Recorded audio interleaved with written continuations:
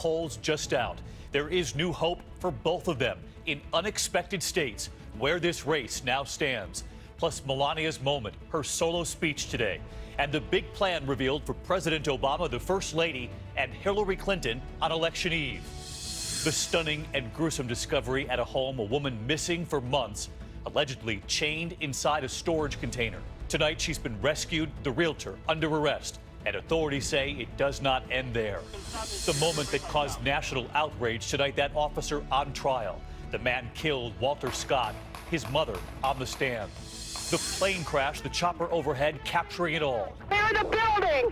The incredible moment that comes next. And your money tonight, a new warning. If you've ever bought a gift card, did you fall for a scam?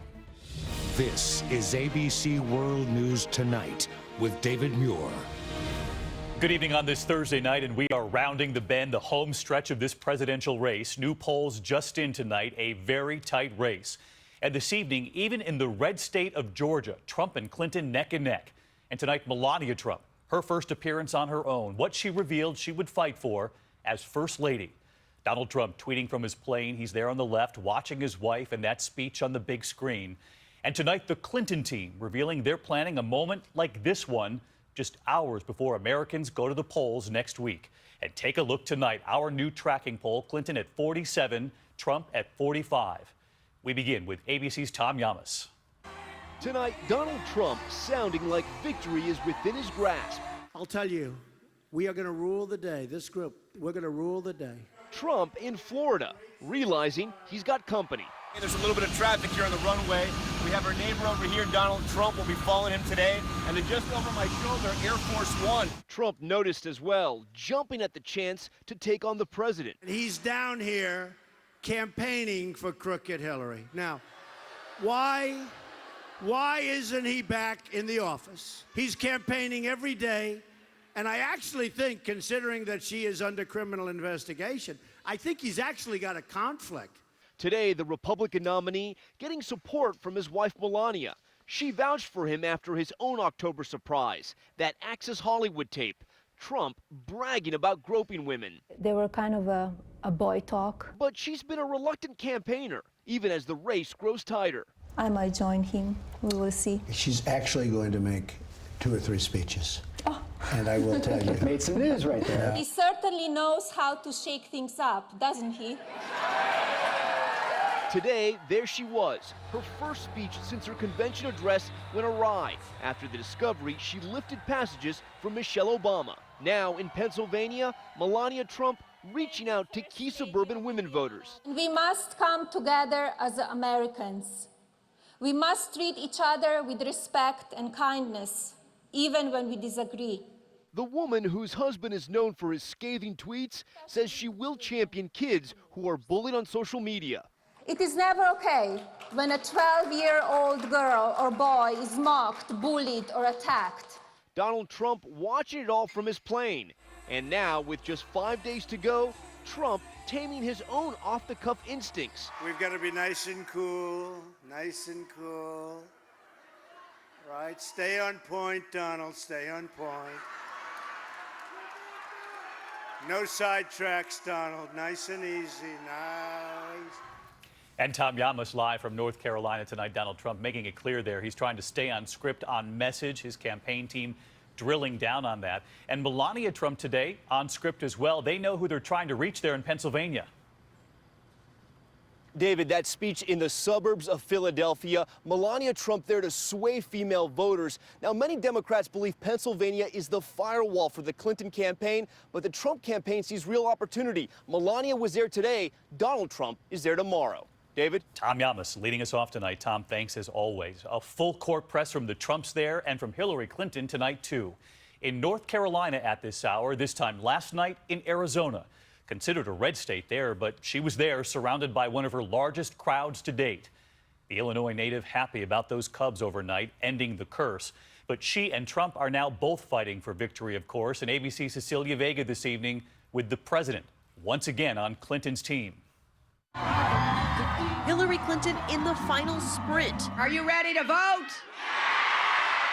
The longtime Cubs fan who watched the final game on an AIDS iPad now celebrating that big win. You know, the last time the Cubs won, women couldn't vote. And I think women are making up for that in this election. Clinton fresh off a whirlwind 2-day cross-country tour that took her from Florida to Arizona. This is one of Hillary Clinton's largest crowds of this entire campaign here in Arizona. A Democrat hasn't won this state in 20 years.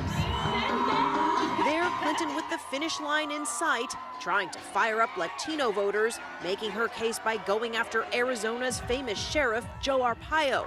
I think it's time you had a new sheriff in town, don't you?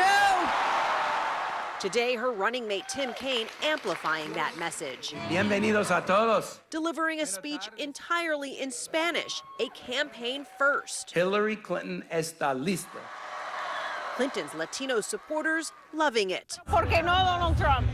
No sabe respetar a las mujeres. This woman telling me Donald Trump doesn't respect women. Hello, Miami! Today, President Obama taking on Trump too. Anybody who is upset about a Saturday Night Live skit, you don't want in charge of nuclear weapons.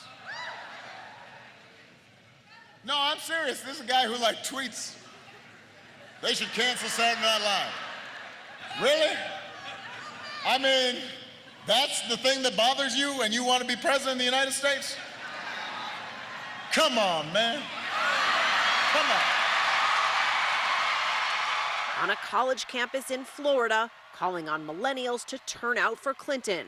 Listen, especially for the young people out there, I know some of you, this is your first election where you've been paying attention. And you're out there and you're looking at it and you're saying, man, this is really nasty. Once you get past all the noise and all the distractions and all the okey doke, the choice could not be clearer. Because Donald Trump, don't boo.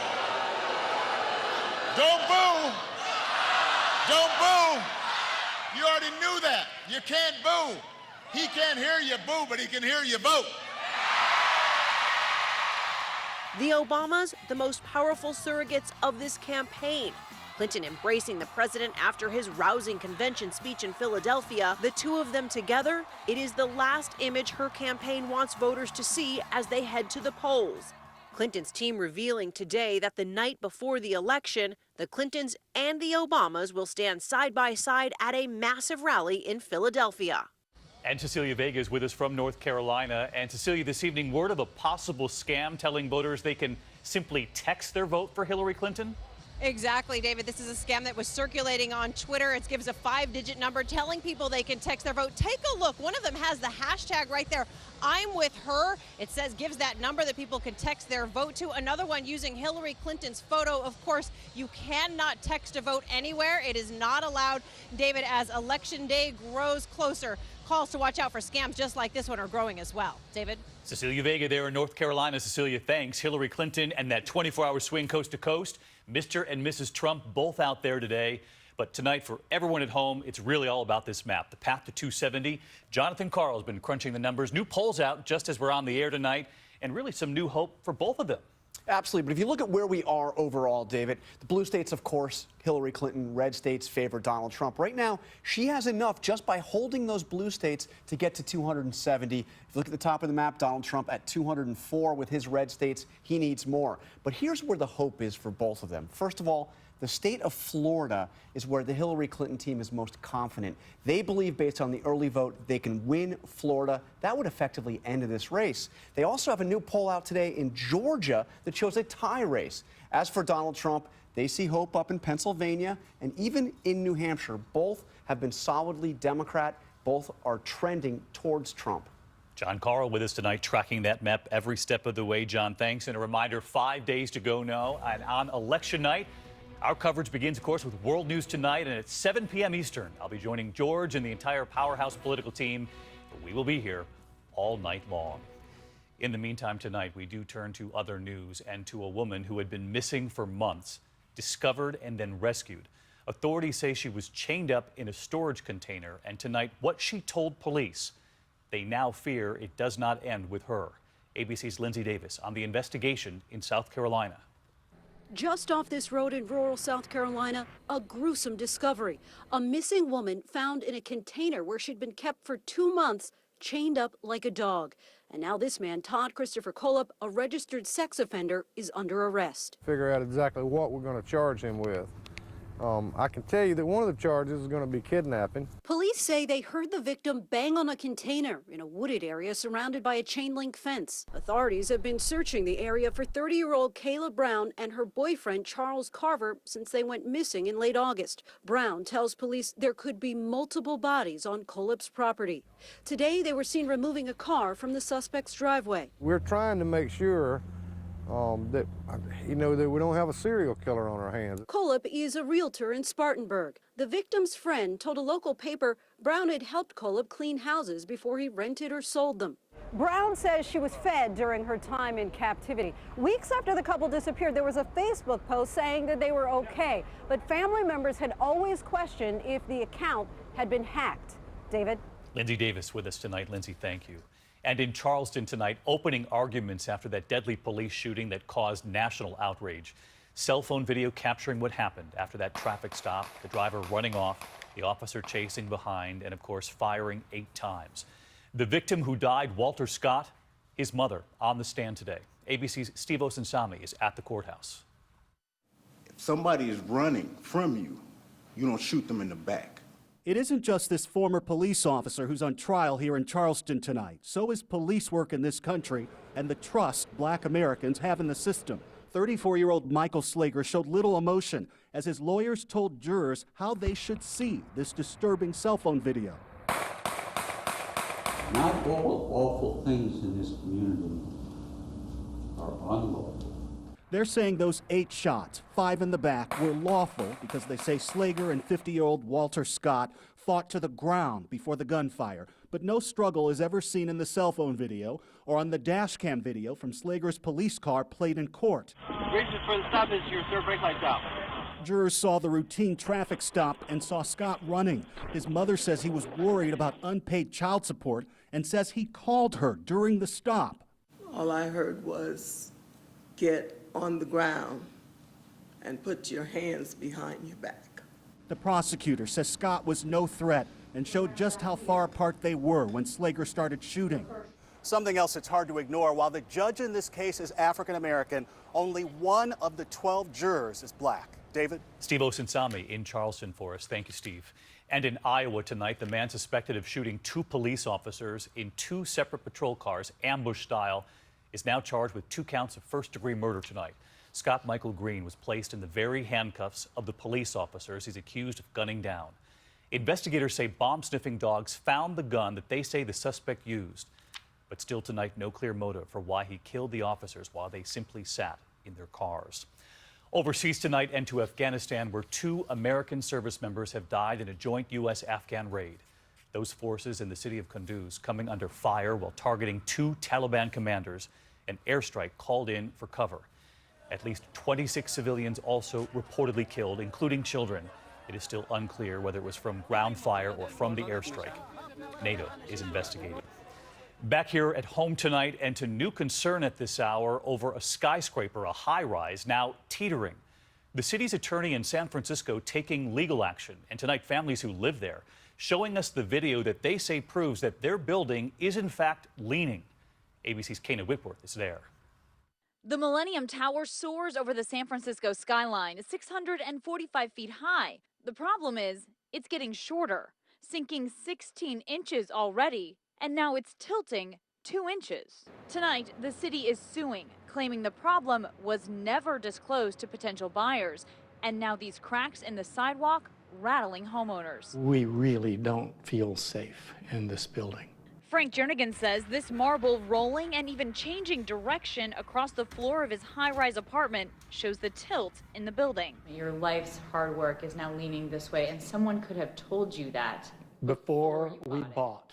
Absolutely. The building's developer, Millennium Partners, says the city's lawsuit has no merit. The building is safe, it's seismically sound, its structural integrity has not been compromised. David, not only is this tower sinking and leaning, but it's in a major earthquake zone. So when residents walk out their front door and see this, they're fearing for more than just their investment, but their safety as well. David? Kana Whitworth from San Francisco. Kana, thanks. There is still much more ahead on World News Tonight this Thursday. The plane crash, the chopper hovering above, capturing it all. And you can hear the chopper pilot warning people below about what was about to happen. Also rushing to the rescue, a woman in a car who stopped breathing, and the officer, what he is about to do next. And then Dolly Parton, many people watching the Cubs, but overnight she won a Lifetime Achievement Award, and what she said on that stage had the whole crowd roaring. We'll be right back. All right, did you know I was the Mommy Slam Dunk Champion? Really? Yes, really, don't sound so surprised. Let's see it. Oh, you're ready. All right, here we go. Let's hear the crowd. So go to right, I go to left, fake 'em out. Mama, go up, up, up.